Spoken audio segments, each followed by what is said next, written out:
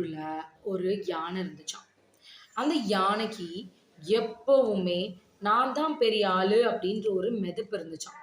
அப்போ அந்த யானை தெனாவெட்டா ரோட்ல போயிட்டு இருந்துச்சாம்.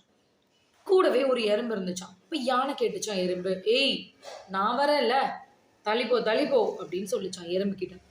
அப்போ எறும்பு சொல்லிச்சாம், "ஏன், நானும் தான் அந்த ரோட்ல போகணும், இது என்ன ஓ ரோடா?" அப்படின்னு சொல்லி எறும்பு கேட்டுச்சாம். உடனே யானை சொல்லிச்சான், "நான் மிதிச்சேன்னு வச்சுக்கோ, சரி மிதிக்க கூட வேணாம், ஜஸ்ட் அப்படின்னு செஞ்சேன்னு வச்சுக்கோ, நீ எங்கேயோ போயிருவ. ஸோ தயவு செஞ்சு என்கிட்டலாம் வம்புக்கு வராத, போ போ" அப்படின்னு சொல்லிச்சான். உடனே அந்த எறும்பு வந்து, "இப்படியா பண்ற?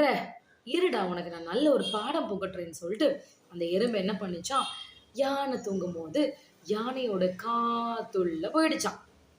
அப்ப யானை என்ன பண்ணுச்சான், ஏதோ ஒண்ணு போற மாதிரி இருக்கேடா டேய் அப்படின்னு சொல்லிட்டு இப்படி பண்ணுச்சான், அங்க இங்க நீங்க. கடைசி முடியலையாம், தெரிஞ்சிருச்சான். ஏய், எறும்பு தானே பண்றது, நான் நீ நீ மட்டும்தான் என் காதுக்குள்ள போக முடியும்னு சொல்லிட்டு எறும்பு, "ஏய் எறும்பு, நீ தான் என்கிட்ட வம்பிழுத்த, இங்க பாரு."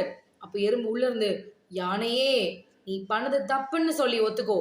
இது வந்து இந்த ரோடோ இல்ல எந்த நிலமோ எல்லாமே எல்லாத்துக்கும் சொந்தம்ல. நீ எப்படி சொல்லலாம் என்னோடதுன்னு? நீ வந்தா நான் போகக்கூடாதுன்னு ஏன் சொல்லலாம்? அதுல நீ சொல்லாத.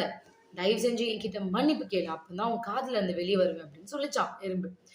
ஸோ யானை வந்து, "ஐயோ சாமி, என்னை தயவு செஞ்சு மன்னிச்சிரு. தெரியாம நான் உன்கிட்ட வம்பு இழுத்துட்டேன்" அப்படின்னு சொல்லி மன்னிப்பு கேட்டுச்சான். எல்லாருமே நம்ம ஈக்குவலா பார்க்கணும். இவங்க பெரியவங்க, இவங்க சின்னவங்க, இன்னொன்னு, நம்ம எவ்ளோ பெரிய நிலைமைக்கு போனாலும், நம்ம கடந்து வந்த பாதைய மறக்கவே கூடாது. நமக்கு உதவுன மக்களையும் நம்ம மறக்கவே கூடாது.